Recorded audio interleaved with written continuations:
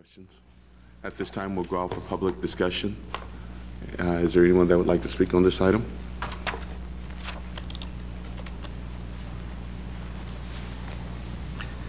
Thank you, Mayor, Council members. Bob Weeks, 2451 Regency Lakes Court in Wichita. You know, there's a couple things that I think ought to trouble everybody about this. In the city documents, under financial analysis, whoever wrote it mentions that there's an opportunity cost to the city of doing this lease for $1 per year of about $479,000. That number coming from evidently the Sedgwick County Appraiser's Office estimate of the value of this. But on the other hand, this property is listed with a commercial real estate broker for an asking price of $1,153,000, 2.4 times approximately as much as this $479,000. So, you know, which is it? Why don't we use the larger figure as the opportunity cost, or is that $1.1 million that the city is asking for, is that really a reasonable price that's meant to actually attract buyers to that? So besides the sweetheart land lease that really grants $1 million benefit to somebody, there's a couple other things.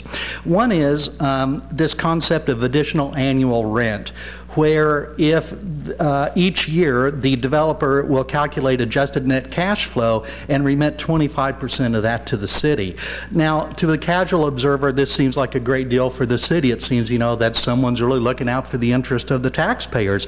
But when you look at the definition of this adjusted net cash flow, we quickly can understand that there will never be $1 paid to the city. A simple reason is that one of the things that he's allowed to deduct from cash flow before determining if there's any left over to give to the city is amounts paid to any capital, furniture, fixture, equipment, or other reserve fund. So I can be confident that if it ever looked like this development was going to be in the position of having to actually pay this adjusted net or additional annual rent to the city, just contribute to those reserve funds. There's no rule, there's no restriction, that's what's going to happen. So I think this is the city appearing to be concerned for the welfare of taxpayers, but I think this agreement, it's not only worse than meaningless, it's really, I think, deceptive. I'd also ask this council be reminded of the history of WaterWalk with some $40 million in public funds spent so far, much of it spent for the benefit of the applicant today, who, by the way, Mr. DeBoer in 2009, shortly after he took over management of WaterWalk, the Wichita Eagle reported that Mr. DeBoer said, "I'm not going down to City Hall with my hand out. I can't." But here he is today. Measures like this, Mayor and Council, are what lead to cynicism regarding city government. It reinforces the notion that there is a network of insiders, you know, people say the good old boy network, that gets what it wants from city staff and office holder. This deal, the sweetheart land giveaway, the deceptive illusion of profit sharing, and the subordination of the city's stakeholder interest in the mortgage, which I think someone else is going to mention, these things don't generate prosperity and jobs for Wichita. It doesn't inspire citizen confidence in government. Instead, this contributes to the attitude and appearance of cronyism as the Wichita ways. You know, we've had several elections this year, both locally in the county and in the state, where citizens, I believe, sent the message they don't like this culture of giveaways to the politically connected class. People don't like crony capitalism. They know it doesn't work.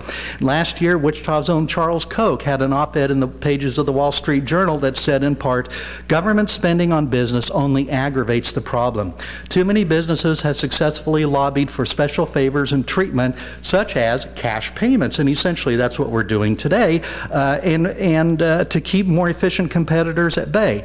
Crony capitalism is much easier than competing in an open market, but it erodes our overall standard of living and stifles entrepreneurs by rewarding the politically favored rather than those who provide what consumers want. Mayor and Council, this item you have today before you is precisely this type of cronyism that we need to avoid. It doesn't make our city look good. It's not contributing to prosperity and wealth and jobs in our city. I would urge that you not approve this item today. And if there's any time, I'd be happy to answer questions.